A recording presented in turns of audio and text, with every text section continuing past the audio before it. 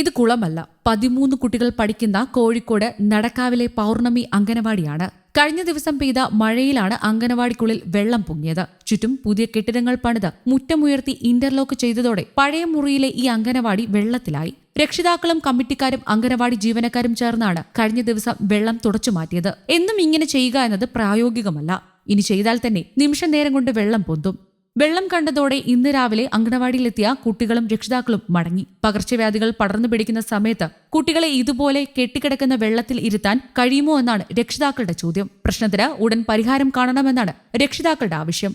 അങ്കണവാടിയിൽ വരുന്ന കുട്ടികൾക്ക് സുരക്ഷിതമായ അന്തരീക്ഷം ഒരുക്കുവാനുള്ള ഉത്തരവാദിത്തം സർക്കാരിനുണ്ട്.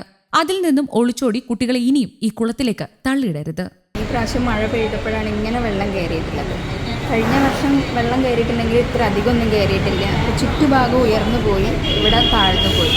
അത് കാരണം ആദ്യത്തെ മഴ പെയ്തപ്പോൾ ഞങ്ങൾ കമ്മിറ്റി അംഗങ്ങളും രക്ഷിതാക്കളൊക്കെ ചേർന്നിട്ട് വെള്ളം കളഞ്ഞ് 2 ദിവസം കുട്ടികളെ ഇരുത്തി.